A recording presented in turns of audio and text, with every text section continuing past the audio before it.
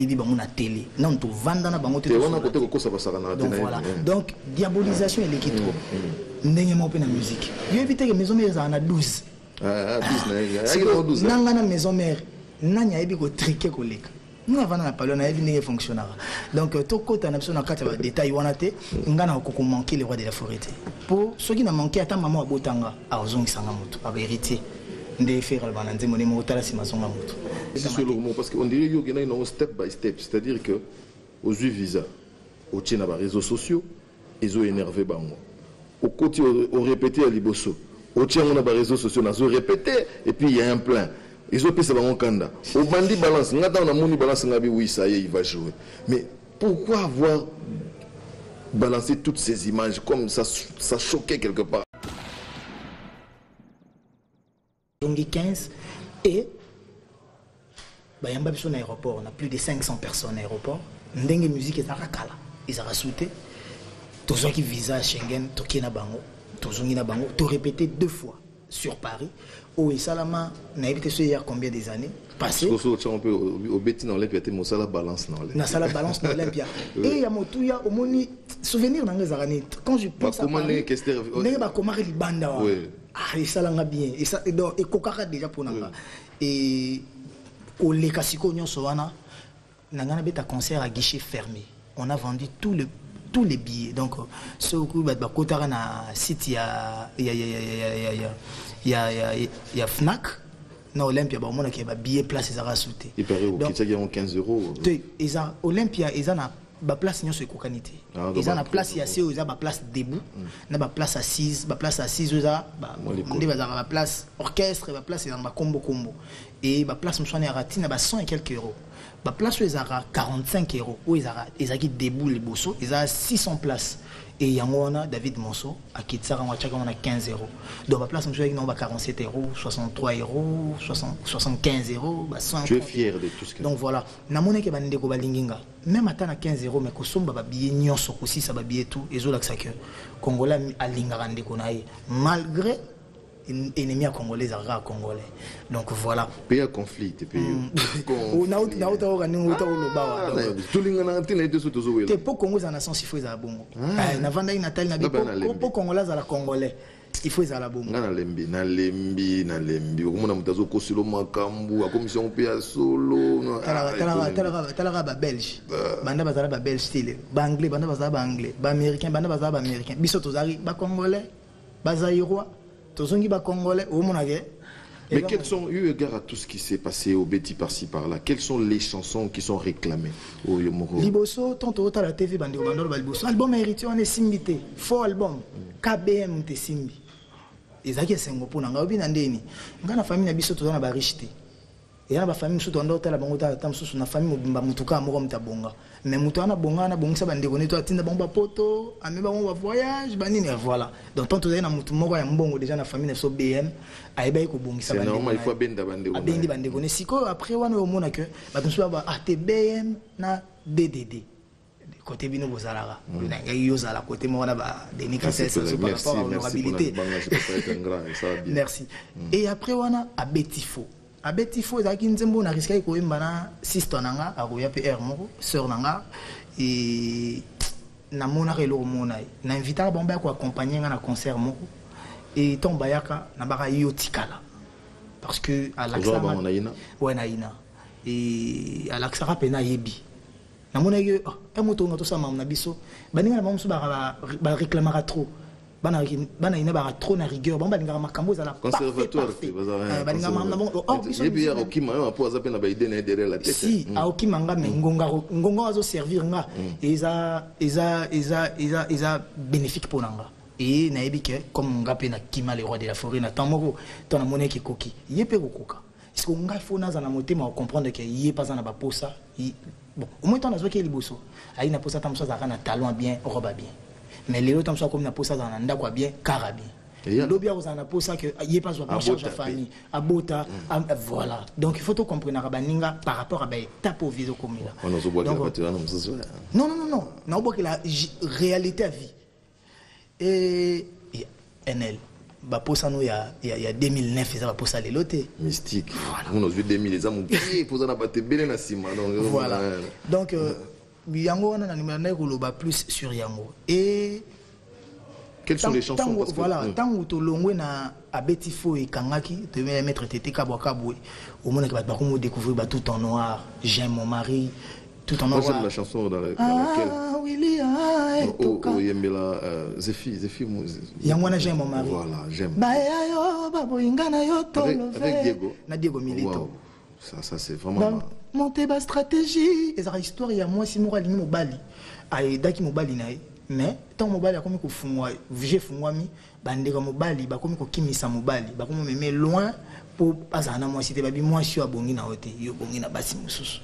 Moi j'aime mon mari na kuzala na ega na utinga mai na suka nango nzembo siko otozoya to vendre libo affection otembeli mama na so Rachel Futa pour na saki politique mo ya mo ndi ba américain bazara mi si album mais azo lancer ba clip ba single donc pour nzembo ils ont moins un mois ou 2 mois ba savoir ba yemba ba yibango donc siko to comme na temps ya affection va découvrir affection à Rachel Futa. Voilà, pendant qu'on y est, donc, je m'en vais vous demander à ce que vous puissiez suivre donc, cette chanson Affection. Et je me permets donc de saluer quelqu'un qui n'a jamais connu les drapeaux zaïrois.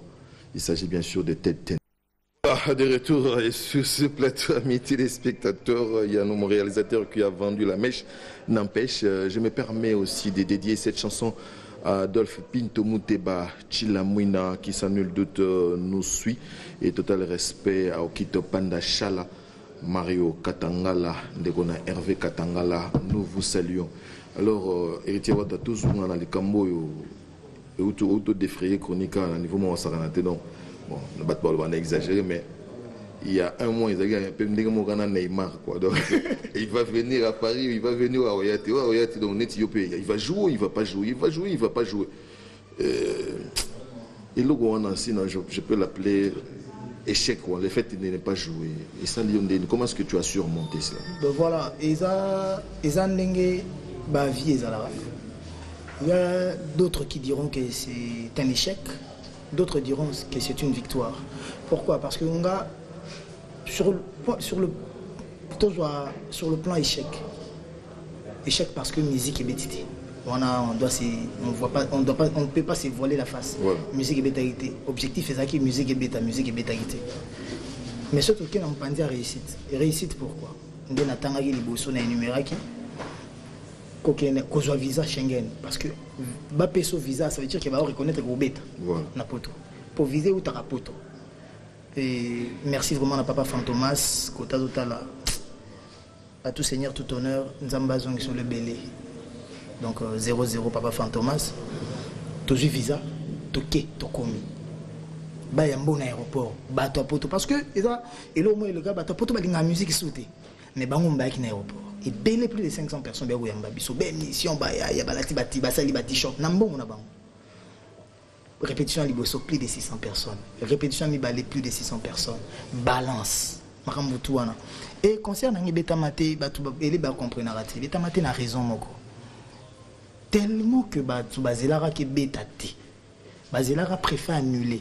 Et les préfets, 17h30 annulent raté. Bah comprenez que na solo laka l'écolo. Parce que on a eu à convaincre les préfets qu'il était dans l'erreur. Et persévérer dans l'erreur, c'est du satanisme. Les préfets ont compris. Pourquoi? Nathalie va annuler lettre au préfet annuler le concert à Ndekomusus. Il y a un grand artiste Msombo Kanabiso, totali makambo préfet a commis. Et préfet n'a pas lettre à se servir à traiter des groupes terroristes au bazar pour attaquer les artistes congolais menaçant que bakobeta ba bombe lacrymogène ba cocktail molotov toujours ici préfet sur le droit. Totuni préfet, n'est-ce pas que la France combat le terrorisme? Et quand tu traites les gens des terroristes, pourquoi alors ou faciliter bango tâche basse terroriser batou? N'est-ce pas que la France doit, c'est un pays de liberté, d'égalité, de fraternité. Il faut sécuriser batou tout. On a vu, tu as droit du travail, tout le monde a droit de l'homme, tout le monde a ministère des Affaires étrangères, tu as ministère intérieur, tu as mairie. Donc tu remets à un niveau qu'il faut miser que bêta. Mais comme là où il y a des intelligents, où il y a aussi des malins, des rusés, D'accord, tu as cocktail molotov na voiture moko wana, ba ko exploser voiture. C'est pas l'autre on a casse. Voiture moko ya bango moko pe. Et bande ko na biso pour comprendre que ba moneke concert beti. Il y a souka photo exploser voiture. Si ko l'impiété dans le secteur nini. Ba boutique ba Kenzo, ba Vertu, galerie Lafayette, Musikate, ba Printemps. Donc ils ont Madeleine, on a côté magasin et ba combien ko kima na kati ba boutique po ba musu ba ki ba sombe ba bié ba ki ba kota concert tant ba combattant ba zo menacer bango ba combien ko kima na kati ba boutique et ba ta ba boutique ba combien ko réclamer na préfecture na commissariat 9e. Donc surcharge tant explosion et ça il faut police scientifique à investigation et il faut pas boucler périmètre. Il y a et ça là que va annuler concert. Mais ça n'a pas dit sur le mot parce qu'on dirait qu'il y a une step by step, c'est-à-dire que aux visa au tien à réseaux sociaux ils ont énervé bango. Au côté au répété à Liboso au tien on a réseaux sociaux ils ont répété et puis il y a un plein. Ils ont payé ça bango kanda. Au bandit balance, ngata on a moni balance ngabi oui ça y est il va jouer. Mais pourquoi avoir balancer toutes ces images comme ça choquait quelque part. Ah, on a défié Bisto. Et comment moi bras faire mon boy. Oh, il fallait le camon. Contexte mususu ko défier ba combattants. Nga ndé na za boy na ko défier ba touté parce que parmi les combattants, bango nyonso baza contre musique na ngati. Parmi ba combattants, soyons sérieux, soyons sincères. Ils ont un groupe ba lingi pe musique té, na ba groupe pe ba tala que oh, mais je suis combattant mais moi je combats pas la musique. Je combats politiquement. Voilà. Parce que le combat est juste, parce que c'est l'opposition. Mais ils appellent opposition, c'est la norme. On est démocrate. Un vrai opposant, c'est d'abord un démocrate. Moto a dit que droit naé et bandi côté droit naé ceux qui côté liberté n'est ceux qui côté mninge bandi. Voilà. Et ils ont qui côté défiété. Ils ont que réalité zamoko. Misala nyon sur salamana et zo salana poto. Pour na musique de salaté. Pour ça la biso ya mwana. Siko, il faut que nous ayons un dialogue. Oui, dialoguer. Mais avec qui? Bah combattant, ceux qui te disent numéro 1 à Baron, ton numéro 2, ton numéro 3, même numéro 5. Tu as numéro 5, il y a la numéro 3, la numéro 1. Siko, azate. Bango nyonso baza numéro 1. Pardon, moi bien ça numéro 2 azate pour corrompre bango pamba.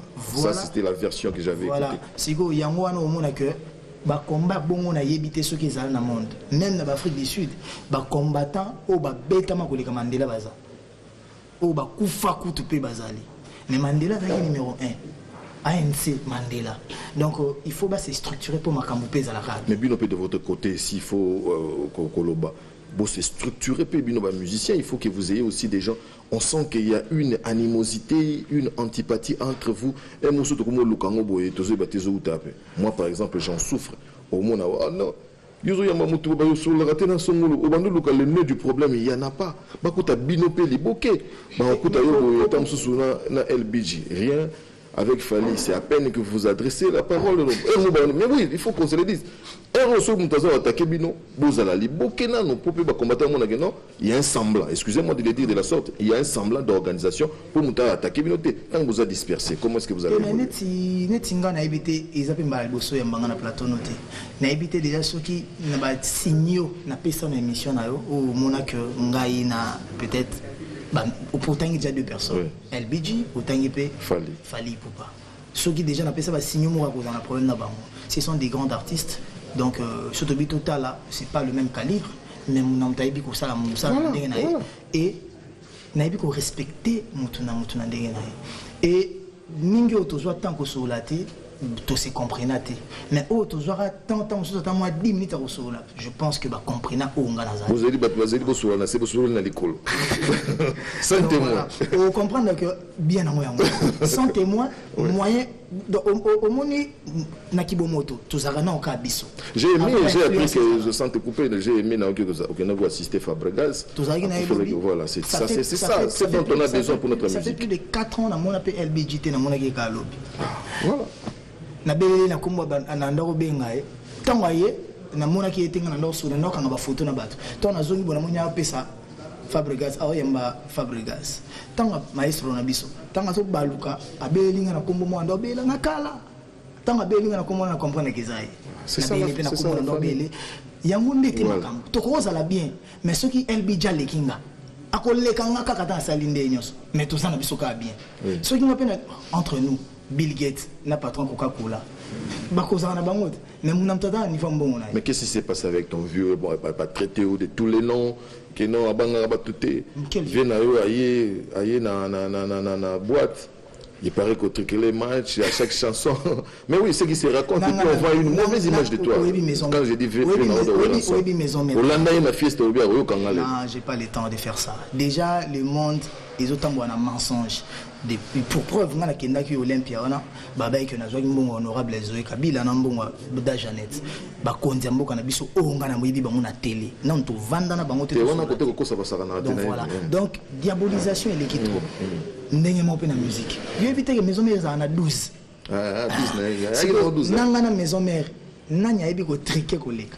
Nous avons na palona yebi ndenge fonctionnera. Donc to kota na biso na kata ba détail wana te ngana ko manquer les rois de la forêt.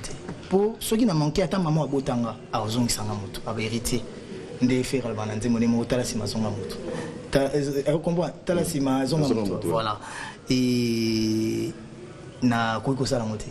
Et ça que il faut tout baby pour ceux qui n'a art basioté il faut baby sa image na yo. Et ceux qui image baby au ça la salon sundeni. Donc voilà le roi de la forêt moto bandana longwa toujours tilelo na loba kenga na longwa te pour banyokola nga to basalanga likamo na longwa pour na mona ke temps na nga na maison mais simba souté et na kulaki na umela ki trop fona kena c'est pendant qu'on y est le bana batu baloba ngam na longol sayo. Non c'est faux mais aux apprendre ba soutenanga pour que simba pourquoi pas voilà pour soutenir pe bateau et belé voilà merci te bati ko la social joana ils a déjà le kuta yango mona que diabolisation les qui trop yango mona likolo na avion to sola ka makambo pona musique à Congo il faut bo solo mamamboka Congo muza sola ngona vena biso grand prêtre na bato donc ils a pas place moko boye ba sola ka makambo ya minene siko na comprendre pe lo ko mususu kaka na kati avion wana ou tamsunga na ndo comprendre été parce que on peut pas tout savoir on peut pas tout connaître connaissance c'est ça niveau par niveau le rozangi ba ko peswa donc nga bati ko latanga makambo wana le combattant il na avion na liko heureusement ba kutana yuna sans témoin et ça la rappelle bien parce que bateau ba gravitara qui m'excuse avec les termes les gens qui gravitent autour des musiciens ça mène avec des choses na lelo yozaki ono fali faso na kofi batu bazoboya mais mon koba mona kofi na concert fali babeta kofite basilikate donc j'avais raison beaucoup de gens ont raison à 7 ans après il faut que les gens se parlent ata surtout aux ba pote mais il faut que les gens se parlent musique eza catchte yango na tango ndo beta lisolo ya échec na réussite na baki oui les combattants ont marqué un but mais un but contre leur propre camp.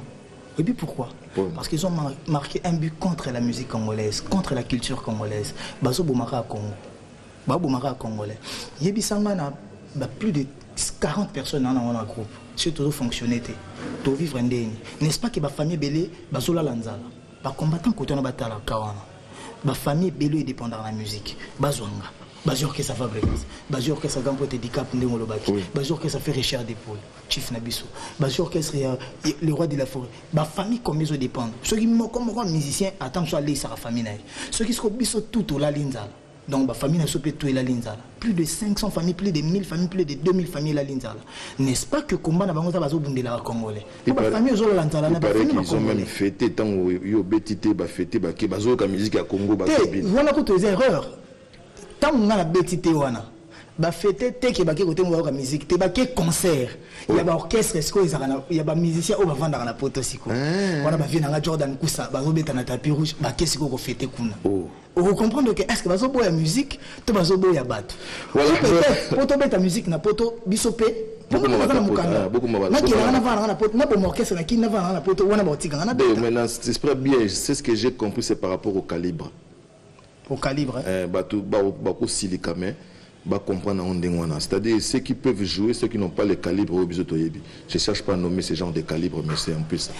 Moi j'aurais peur de le dire aux chroniqueurs. Nga tant on attend la zoara musique maman na biso na sangisa ka nyoso. Des poids des mesures. Mais na lobi peut-être ba pixa ba Jordan Kusa, ba Burman idéologie président Boshili passa ba tout on ba beta pe na poto non na rolinga pe ba pixa bango te et mnokolia c'est mila las ba tout kaluji. Ba tout faut ba beta. Eza musala. Ba tiko za musique musique le roi de distraction musique est un divertissement pour na bateau bazotala mais ça musala pour na bateau bazosalango. Tout à fait. Donc, ça c'est bien dit, c'est bien trouvé. Merci à toi, Héritier Watanabe. Et en plus, Bagolo Bakio, Congo, ils ont un problème musique et Kobe Tate na poto. On a rappelé le mot tant que c'est échappé. Oui, Olympia, Olympia na bazine ta Verambo, Babeton la nini, 97. Elle se dit que en pleine rébellion. Rébellion Moussa Zoya. Moussa Zoya mais Amingizile, Bayaya Mingizile, na ba Olympia. Ko le babon to mo ba noter sous ba image en terre. Moussa Zoya rébellion, n'est-ce pas qu'il y a rébellion peut ba kufa. Pour cette guerre, ba kufa, ba guerre nyo so ba kufa. Ezaka ya Congo tende ba kufa. Donc au monde que rébellion zalaki mais en 97 na Olympia beti. Et que monsieur esprit makambo. Tena ko kuta makambo tozokola. Oui. Ouais, tozokola, tozomona pe makambo, tozomona pe na ba erreur na biso. Il y a des erreurs, on a besoin de dialoguer avec eux.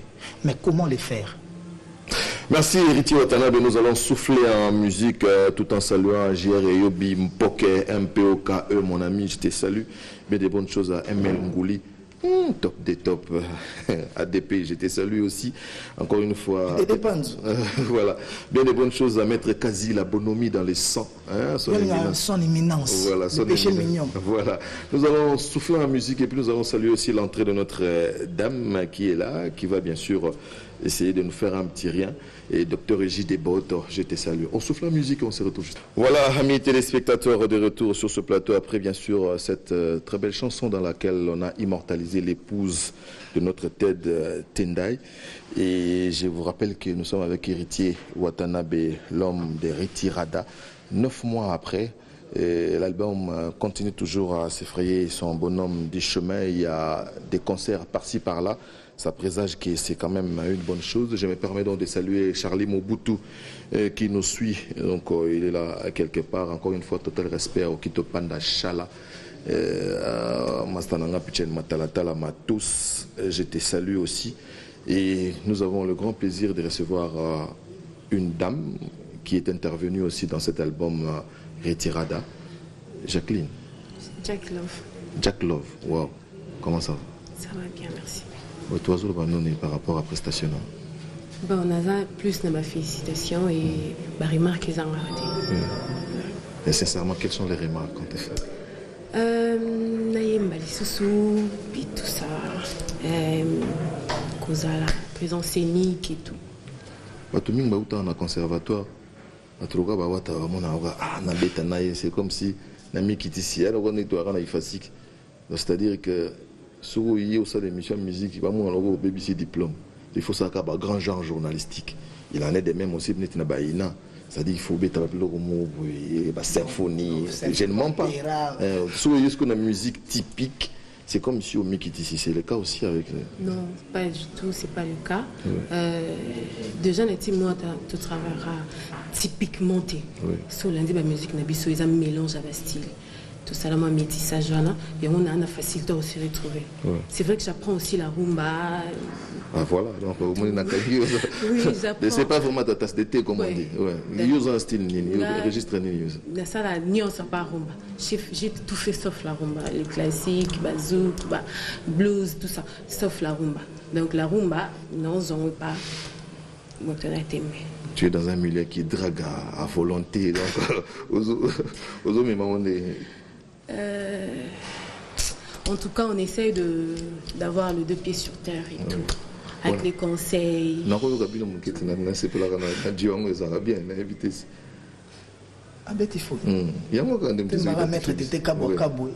On les salue. Maître Kazi, les seuls vieux qui me restent. Maître Tété là aussi.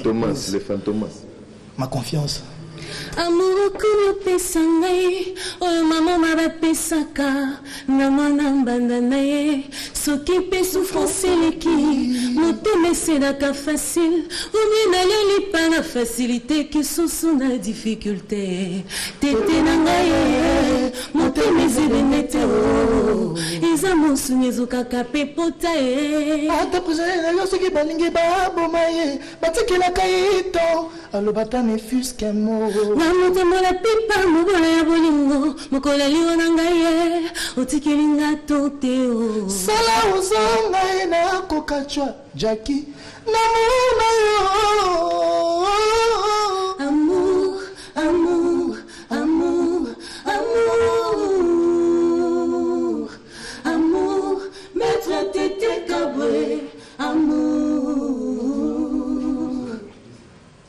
Voilà, on a habité au couteau de la manche, un peu de bête à ma Merci. Charlie, je vais t'en m'abonner. Watana bengana lingaka yo mingi.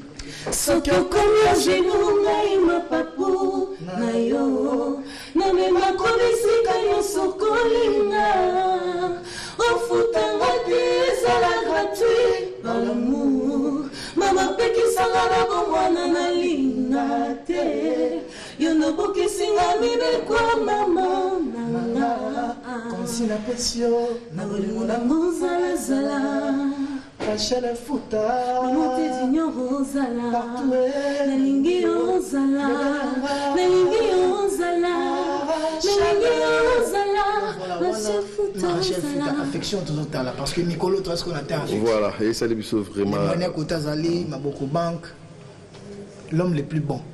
Hein, l'homme qui donne sans intérêt et sans attendre quelque chose. Il y a Simba Flambois Zahirte, donc écoute ma drapeau on a été. Et ça les bien. Donc, je me permets de saluer Vincent Bolengue du côté de London, et puis bien de bonnes choses à Never Down, à Michel Pangasoudi. Mes condoléances à toi, Frangin, Pichen Matalatala, je te salue. Nous allons terminer avec cette chanson générique qui est là.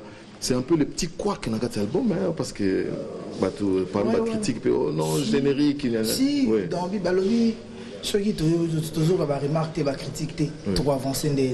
Et en plus, tous les gens qui 10 sur 10 na retirade. Tous les gens qui ont à cause. Donc, Zoara qui moi j'ai diplôme. Tout le monde a battu foufou, tout le monde a un pourcentage, tu as vu qu'il a azui. Mais voilà. Le fait que Bando comment la team Water, le langage a beaucoup changé. J'ai du mal à vous reconnaître à un moment donné. Comprendre que y a une team Water ça nga. Bo sopé na zaki nga morote. De pas battre mususu dans l'image à ma bé donc bad boy imagine que babi nanga par exemple on habite ba bara nanga koleka na émission na ti lokolote. Na nati lokolete comment veux-tu na leka. Donc na koleka te. Parce que nga wana na yinami. Mais est-ce que ça boule nanga? C'est ça le problème aussi. Mais la famille Wenge Musica Maison Mère Mobimba, mes condoléances commençant par le leader, le musicien Nyoso, le membre, la famille biologique, grand danseur Nabiso, ou à PSAP danse belé, à Tika Ibiso, mes condoléances. Les fanatiques surtout à Maison Mère, ou à Portakanga, à Tombolanga, à Changa Tikoto et Nazalelo. Donc voilà. Et famille musicale, il y a Light Music, na Villanova, il y a Maestro Nabiso Fabregas. Na famille biologique, il y a grand prêtre Jonathan Likompa, Linda Likia, Tuzaki Wana, Tina Baupsek, Maramutu, Nzambazana, qui est donc Anna Bon reposé en paix. Donc il y a Koloba Yangwana. Biso, Ngana Zosa, na commune, on a poussé la musique, Koleka, problème. Viens à moi, c'est un héritier, Koloba Soumingete. Au Falarosala, Soro Yebite, Koto Zali, et za Koto Kansa Ozate, Ozali Kolo Koto Kansoza. Et bateau bando mono na se je crois pas que bazo mono sous na se mais moi ya bien moi le basuka via na pesenga moi ya bien azamwa o ganga la mingi te mais o aswa ka mingi mbo babanga tomba ba chien mais chien za pona ko ganga te pona ko swa eza ba mbo mususu po swa il faut ganga nano mais mususu a swa kambala mo yo zala o aswa kambala mo donc sala donc na ko sala wana concert nous sommes concert le 26 août dans le stade du 20 mai Tata Raphaël maintenant tous eu autorisation mais comme papa André Kimbuta yango wana ko papa nanga parler donc gouverneur na biso fuma bola papa Godard Motemo na papa Clément Bafi baba on des décideurs à ville à Kinshasa to bi autorisation ils ont en cours de schéma donc ils ont mis ma biso temps sous concert comme en septembre parce que tous en autorisation mais pour te bêta concert mais septembre aussi c'est sous la pluie ici voilà to bunda to cascade ka nzamba rosumba to misana ba match ebeta kutu mbule zali donc so yelo zaka kitoko mona ki bat ba rolinga ngoka donc nzamba sunga to ngaki out mbule zakate et avant on a pu toujours préparer voyage aux États-Unis nzamba sunga na boko simba ba musicien bazo visa to kendi pour représenter ka drapeau ya Congo parce que biso tous ba congolais to yebi respecter ba institution parce que l'institution des alcools biso après biso ba tout autant bona ko banga nzambe donc ya ko bezana bana moamba mobimba bana matete surtout lemba ba tout pembeni na boya bana banga moya wana za concert na ngamoko na kanisa ki na sengi maman na so Sylvia place à Bibeta à édition de instrument tout beta on a donc na ko monopoliser parole té na pesi tete ndai maboko banko mbote partenaire nanga TJ Bolingo Alain Itela ba mbote Dario Mongondo, CC, Yves Kote, le président Daniel Massarou, Moutounao Bambote, Bélé Changalou, mais futur honorable Namso, Eric Fourili, Donald Trump, Namama Sandra Soba, Baotalanga, donc mon général de la République, général Dodo Luyoyo Bambote, Nayemoko, le général Kassongo Silvano, Wana Papa Nanga, pourquoi pas les grands Yakuza, les générales. Yakuza, donc il y a Simbi Pire, donc le général Elvis, le colonel, la général, Claudia Wangata, donc Dr Kikani, et pour clore, Nasuki Saranae, et avant Nasuki Saranae, on a appelé Junior Mawete les boss, Nango Lambote, mais pour nous aussi, Lisa, Sid Boy, Manzaka Malion, les griffes du pouvoir, à tout seigneur, tout honneur, Yoyebi, Yaya Moto. Mais moi, voilà, merci. Oui, juste une dépêche de Chaïngenge, ça n'arrive pas tous les jours. Chaïngenge, il l'a payé parmi les meilleurs chanteurs. Voilà. Donc, il joue tout à l'heure au niveau de l'espace Eureka City, donc à Limka Matongé. Il tient à signaler qu'il y a un concours de jeunes talents aussi qui a commencé depuis le 18 juillet. Qui va se clôturer les 31 août. Donc, Chaïngenge, on sera là. Au Toyoka, Banze Moussou, total respect à Adolphe Mouteba Chilamouina de la part de notre FACA. Nous saluons notre ami Electromas, Guimas, bien des bonnes choses à toi. David Bikouta, bienvenue Malembe, frère Joe Tati, on te salue. Alors, à vous les derniers mots. Oui. Vraiment. Merci beaucoup, merci à vous, merci à mon patron Etienne Tanabé, et merci à tous nos fans, nous allons continuer pour soutenir. Et le seul rendez-vous est à vendredi dans ma tété chez Sylvia, ma fan Toubaya, ou Jack Love Tebaya au monde. Et je dis bon dimanche au maître Tété Kabaka, le seul fantôme qui sourit. On a profité de Christian Mopemba Champagne, Eric Boke, Junior Saro, Mama Saro. Ami d'Asia d'Apession Bote, donc caisse noire. Donc voilà, maître Kazi, le tête Enda, il y a maman Rachel Fouta. Voilà, merci. Il faut le faire avec la musique congolaise des Alaga Boyokumba Mana Masolo. Riki Kabambi, page claire. Voilà, nous soutenir la musique à Zoé Debisoma Kassi, page claire. Voilà, Riki Kabambi Zalaka. Voilà, je vous recommande DD. Hein? DD. Voilà, DDD. Donc j'aime beaucoup aussi la chanson parce qu'on est immortalisé là-dedans. Et ça, l'Arabie s'ouvre bien. Je serais très ingrat si je ne me permettais pas de remercier l'équipe qui est là. Donc, comme notre vieux Fossa Tombi, ce qui a toujours dit, des héros dans l'ombre sont là. Donc, je salue mes soldats, Eric Faka, Fakalogie. Donc, bien de bonnes choses à toi. Et Mensiala, total respect à Tatingiama, Betty Yahweh, notre Yahweh national. Je te salue. Et Yahweh Sir Ntsum, hein, je te salue. Et Popo, et puis les comebacks, donc les retours de Ferdinand Lula. Merci. Merci à vous tous qui avez suivi cette émission. Le prochain rendez-vous, c'est pour le dimanche prochain avec un autre artiste et musicien, Héritier Ouattara est là. Si vous voulez que nous le recevions encore une fois, on le fera parce qu'il laisse toujours sa porte ouverte pour ce qui nous concerne. Merci à Charlie Mobutu, merci à J.R.Yobi Mpoke, total respect à Pichen Matalatala Matos. Titi Espoir, Kwangila Lele. On a le seul associé que j'ai dans la vie. Dachou, Darius Akwala. Voilà, et puis total respect, félicitations donc à Romy Oyo, élu député national du côté de Brazzaville.